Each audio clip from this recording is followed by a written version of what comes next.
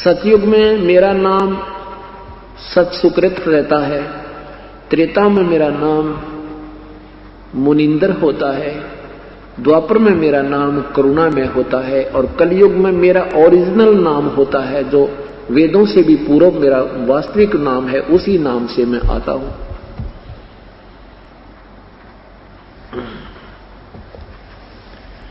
अब अपनी महिमा सतवी वास्तविक बता रहे हैं और साथ में धर्मदास को थोड़ी सी असमंजस में भी रखते हैं।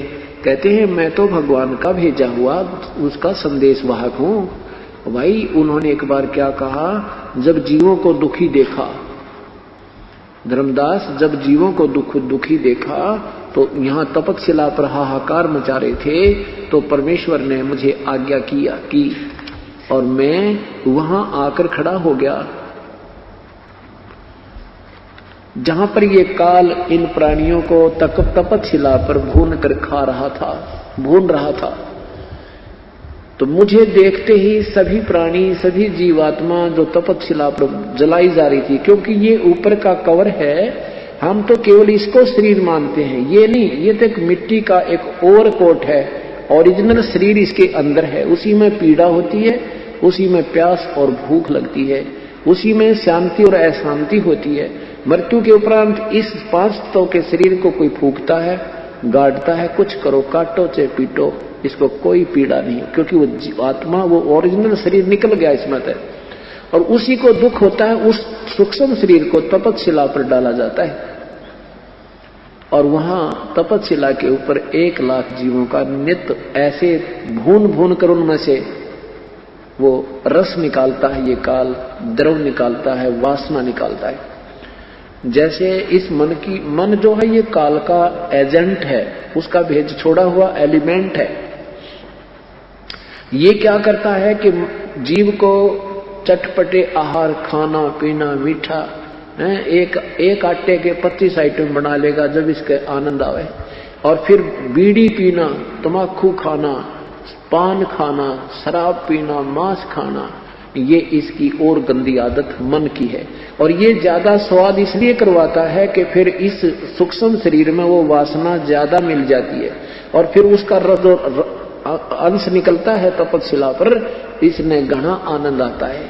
जो ज्यादा विकार करते हैं उनको खाता है तो इसको ज्यादा आनंद आता है। इसलिए बुराई जीव से करवाता है। देखो बिना कोई ट्रेनिंग दिए ही बीड़ी पीने लग जा, सुल्फा पीने लग जा, चरस पीने लग जा, और हुक्का पाड़े तुम्हारा दिन रात लगे रहे। हमने देखा करते हमारे बुजुर्ग 5-5 मिनट में हुक्का भरने, 1-1 घंटा गुरुड़ करते रहते, और लेना एक ने देने दो। तो ये सारा कारण क्या है कि ये काल करवाता है, अपने स्वार्थवश करवाता है। तो वहां तपतशिला पर जब परमात्मा कहते हैं धर्मदास, जब मैं वहां आकर खड़ा हुआ, अपने पुत्र जोगजीत का रूप बनाकर परमेश्वर, योग संतायन कहो चाहे जोगजीत कहो, वहां आकर खड़ा हो गया। तो सभी जीव जो तपतशिला पर जल रहे थे, मेरी वहां पहुंचते ही उनकी वो जलन बंद होगी। वो टुकड़ी, वो पत्थर की शिला ज्यों की तो जल रही है, लेकिन परमेश्वर की कृपा से उनको उसकी तपत महसूस नहीं हो रही थी। तब सभी जीव बैठ गए उस तपतशिला पर। सामने देखा वो चांद सा चेहरा, चंद्रमा सा मुख परमेश्वर कबीर देव का, कबीर परमेश्वर का। तो सभी जीव आत्माओं ने वहां भुगत रही थी, उन्होंने सोचा कि ये भगवान है जो हमारा प्रभु है। उन्होंने कहा, हे प्रभु, हम कौन से पाप का भोग रहे हैं यहाँ पर? तो परमेश्वर ने कहा, ये यहाँ का कोई पाप नहीं तुम्हारा, ये तुमने गलती सतलोक में की थी। पूरी सृष्टि रचना सुनाई परमात्मा ने। तुम जिसको भगवान मानते हो ये काल है, इसका नाम ज्योति निरंजन सर पुरुष, वास्तव में इसको कैल नाम है, इसका कैल। और अब इसको श्राप लगा हुआ 1 लाख मानव शरीरधारी प्राणियों का नित्य आहार करने का, और उस दिन से इसका नाम काल पड़ गया। और भाई तुम इसी की पूजा करते हो और इसी को भगवान मानते हो। ये तुम्हें मारता है, पैदा करता है अपने निज स्वार्थ के लिए। इसने अपने तीनों पुत्रों को से ये व्यवस्था करवा रखी है, ब्रह्मा शरीर बनावे, विष्णु पाले, शिव जी मार दे।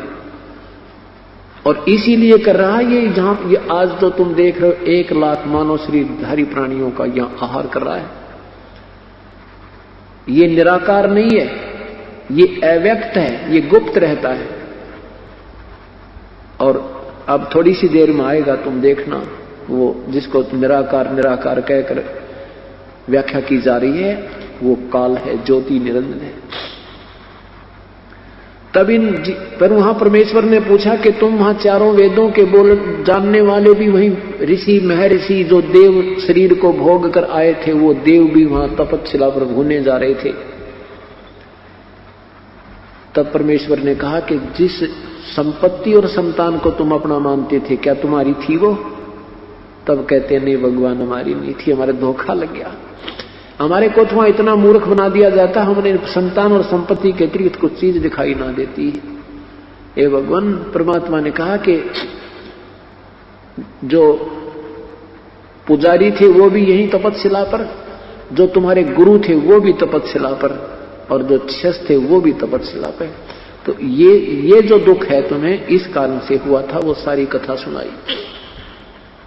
तब उस समय तो सब पता लग जाता है, ना बेटा साथ आया, ना बेटी साथ आई, ना पति संग आया, ना पत्नी संग आई, ना संपत्ति साथ आई।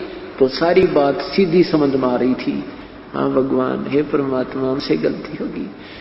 तो क्या कहते हैं,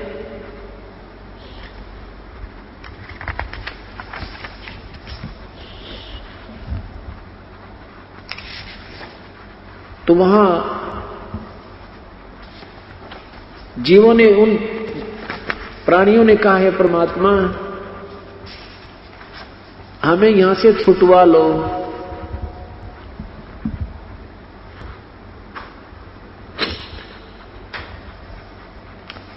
तब परमात्मा ने कहा भी ऐसे नहीं छुटवाया जा सकता,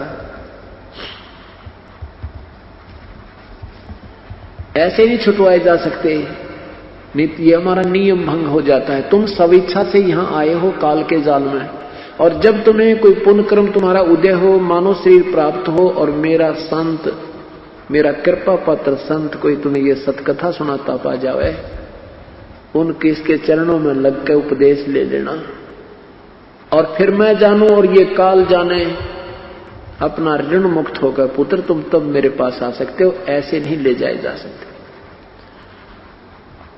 तो क्या कहते हैं,